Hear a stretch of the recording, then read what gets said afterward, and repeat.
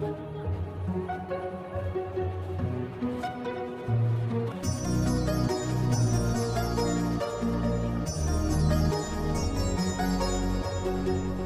हिंदुस्तान में बहुत सी विशाल इमारतें हैं जिनके इतिहास के बारे में बखूबी मालूमात है। इनके बनने से लेकर अब तक हिंदुस्तान के लोगों ने अपने अतीत को इतिहास में सजो कर रखा है। दोस्तों, हैरानी की बात तब होती है कि जिसके बारे में हमें कुछ पता ही ना हो कि आखिर इसे किसने बनाया और क्यों बनाया और कैसे बनाया। दोस्तों, हम बात करने जा रहे हैं गीजा की पिरामिड्स के बारे में, जो दुनिया के 7 अजूबों में से एक है। दोस्तों, इन पिरामिड्स का निर्माण आज से लगभग 4000 साल पहले हुआ, जिनमें सबसे बड़ा पिरामिड्स गीजा का पिरामिड्स है, जिसकी ऊंचाई करीब 450 फीट है। वहीं इस पिरामिड के नीचे का भाग 13 एकड़ में फैला है।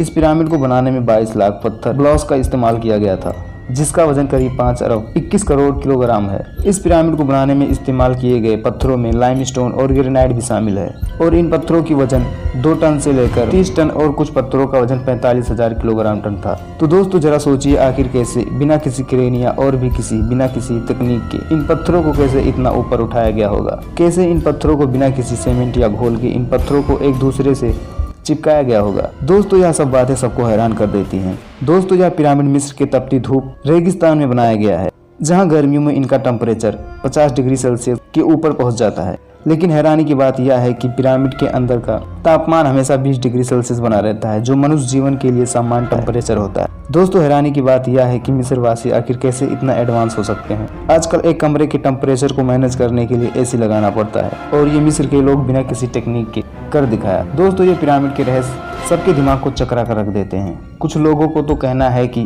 पिरामिड्स को एलियन ने बनाया। कुछ हद तक मैं भी इस बात को मानता हूँ, लेकिन दोस्तों, इसे एलियन ने बनाया इसका कोई ठोस सबूत नहीं मिलता है। दोस्तों, कुछ बातें यह भी सोचने पर मजबूर कर देती हैं कि उस समय के लोग आज के आधुनिक समय से अधिक टेक्नोलॉजी रही होगी, क्योंकि दोस्तों, जो काम हमारे मॉडर्न टेक्नोलॉजी करने में असमर्थ होती है, वो हमारे घर के बूढ़ बुजुर्ग कुछ हद तक कर देते हैं। आर्कियोलॉजी का मानना है कि पिरामिड्स को बनाने में करीब 20 साल का समय लगा था। गणना करने पर पता चलता है कि करीब 400 पत्थरों को हर दिन लाकर उन्हें उनका आकार दिया जाता था।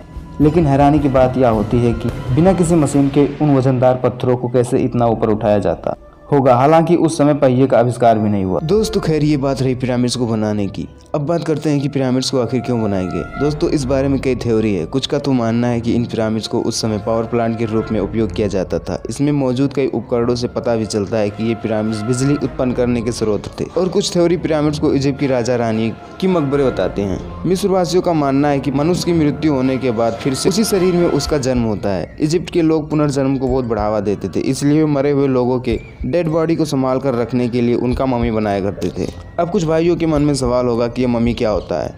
तो दोस्तों, मैं आपको बता दूं कि मम्मी की प्रक्रिया में शव को कपड़ों से अच्छी तरह लपेटा जाता है, फिर उसमें एक रसायन लेप लगाते हैं कि वह पूरे शरीर सदियों तक खराब ना हो, फिर उसे एक ताबूत में बंद कर दफन कर दिया जाता है। दोस्तों, मम्मी बनाने में बहुत खर्चा आता है, इसलिए इजिप्टवासी सिर्फ राजा और रानी, जिन्हें फराओ कहते हैं, उनकी केवल मम्मी बनाते थे। वह मम्मी के साथ साथ दैनिक जीवन में प्रयोग होने वाली सभी वस्तुओं जैसे भोजन, पानी और भी कई जरूरतमंद सामान, यहाँ तक कि उस राजा रानी के खास सेवकों को भी उस पिरामिड में दफन कर देते थे। दोस्तों, जब इस पिरामिड के अंदर रिसर्च किया गया तो अंदर देखा गया तो पता चला कि यहाँ कोई भी मम्मी मौजूद नहीं है। दोस्तों, यह पिरामिड्स क्यों बनाए, इसका जवाब किसी के पास नहीं है, और इसका कोई भी पुख्ता प्रमाण भी नहीं है कि इसे एलियंस ने बनाया है। दोस्तों, जब वहाँ के शोधकर्ताओं ने खुफिया तरीके से एक कैमरे को उस पिरामिड के अंदर भेजा तो वह कैमरा कुछ फोटो भी क्लिक किया, और जानकारी लोगों को दे पाता उससे पहले वह रहस्यमय तरीके से खराब हो गया।